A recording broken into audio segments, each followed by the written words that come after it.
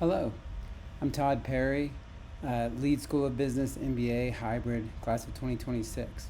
I'm here today to talk to you about executive presence, how important it is. Throughout my 28-year Army career, one remarkable thing that I've learned is that I've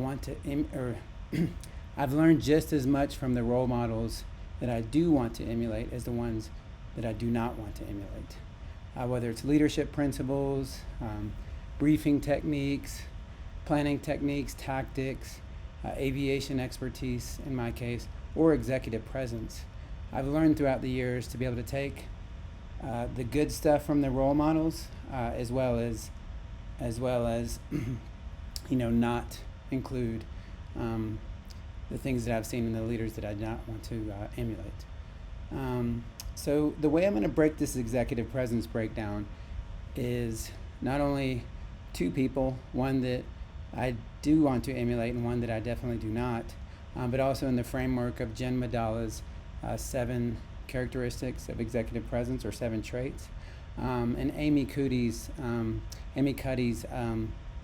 research for her book Presence on 2 core judgments that people make when they first meet you. Okay, so I'll start this out with mentioning the names that I'll refer to the people. So the colonel is the person that I do not want to emulate, and I'll explain why through his lack of executive presence. The general is one of the people who had outstanding executive presence, and he's one of the people that I do want to emulate. And both of these people were at that rank while I worked with him in the military. So let me start out in the spirit, or in the way of getting the bad news out first. I'll start out with a colonel.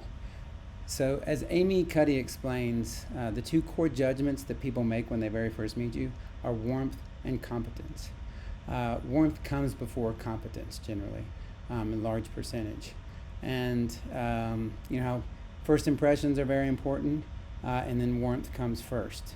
So the thought being that in the interest or throughout evolutionary survival, we would want to establish trust or warmth first before we could cooperate. And the 2 things that I got from my first impression from the colonel, the first thing was his lack of warmth. He had competence. He was placed in the position for a reason, and I knew that. And it was something that he proved throughout the years that I worked with him, or many months, actually it was 2 years, that I worked with him. But his lack of warmth ended up, not only did it affect his executive presence, but it ended up sort of creating a lack of trust amongst the people that he was leading. Second was his lack of composure. And so Jen Madala breaks down executive presence by 7 traits, as I'd mentioned. That is charisma, clarity, composure, confidence, connection, conciseness, and credibility. And it was his lack of composure that he had throughout the time I knew him. But we would call him Gumby jokingly, maybe not to his face, but he would sort of writhe around and his hands would go everywhere. And this was something that I was able to identify after studying Jen Madala's 7 traits, that he definitely lacked composure. So a warm, trustworthy person elicits admiration. Him lacking the warmth, as I mentioned, the composure he lacked, but just the lack of warmth was one of the main things that he lacked, and so that ended up, as they say, we didn't admire him. We respected the rank, but we didn't really respect the person, and that didn't make for a great organization.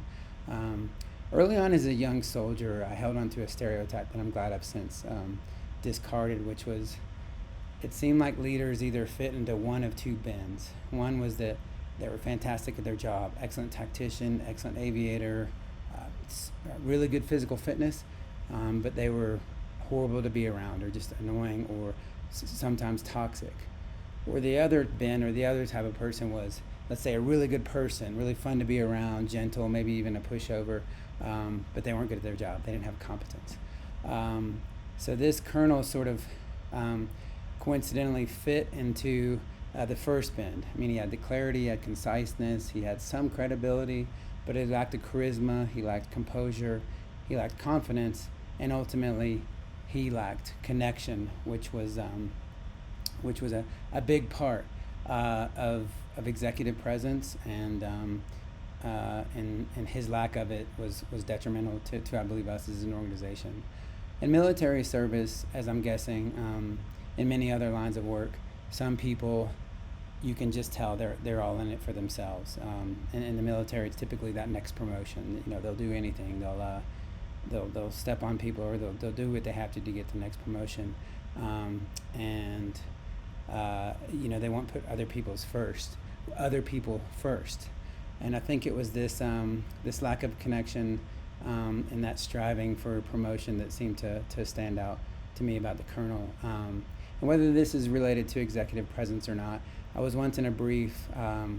The toxic leader was a big topic in the military in the early 2010s, and I wasn't paying attention during the brief. And of course, that's when it happened to coincidentally be a general officer to call me Todd, or Captain Perry. What do you think of? How would you define toxic? And I just said selfish right off the bat, and without even thinking. And he said, yes, that's exactly it. It's kind of funny since I wasn't fully paying attention. But the point of me saying that is I believe his lack of warmth, his lack of connection, was partly just because he was toxic and all about himself, and that really affected his executive presence. The general, on the other hand, as I mentioned, did not want to emulate the colonel, still would like to emulate the general and have great, he's since retired, but have great respect for him. He was the perfect combination of warmth and competence. He was one of the ones which I mentioned earlier that defied those bends of that tired old stereotype that I used to hold. He had both warmth and competence. He was incredibly skilled as a tactician, strategist, commander, all these things, but he also had a warmth about him, and his warmth, that combination of the two, the warmth and the competence, was essential. We respected him, we listened to what he said, we admired him, and ultimately we trusted him. And this general had all of the 7 C's. Like I said, his competence, his clarity, his conciseness were key. Many times we had to, we were given duties to tackle some really difficult challenges at the highest levels of government and around the globe.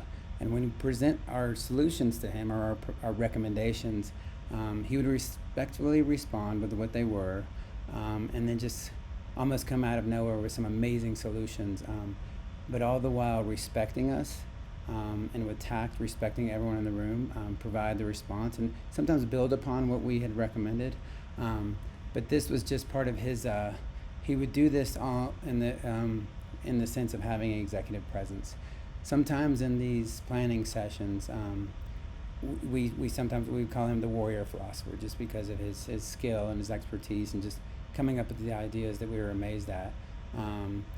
And of course, perhaps I'm looking at the past with rose-colored lenses, as they say, but we would look forward to conflict, I think sometimes, because whatever arena it was, whatever arena, whatever part of the globe, whatever service we were working with, or international partners, we enjoyed tackling the conflicts with him, because we knew that we were briefing with him, and his executive presence was almost a force to be reckoned with. His confidence was unwavering, his credibility was never in doubt, and I was witness to that. But the most important thing with him, which was sort of, I believe, the most important thing that was lacking with the colonel, was his connection. I would see him connect with the most junior of soldiers. They'd be bright-eyed and just, sir, yes, listen. And he would connect with them, as well as some of the senior leaders in the Pentagon, the top brass, as they call it, whether it was, anybody everywhere, he would connect with them. And it was this sense of warmth that I believe was, at least personally, one of the characteristics that I admired the most, that added to his executive presence. As I went through the 7 C's, and of course Amy Cuddy's, the two factors that they judge on, one of the biggest things I took away that I think would help you too is that you can see which one of the 7 C's, or which one or many of the 7 C's that you perhaps need to work on. I know for me it's sometimes lack of confidence, as well as that I speak too quickly, like I probably am now, which would go into maybe clarity or conciseness. It really helped me to get through this, to have this framework for leadership, for communications management. And as I sort of showed, found things I didn't want to, sort of flail when I brief or when I speak to people, just in general. But I wanted to be cool, calm, collected, have a warmth as well as a competence, whatever line of work I end up being in. But thank you for your time. I appreciate you taking the time to listen to this, and Sco Buffs.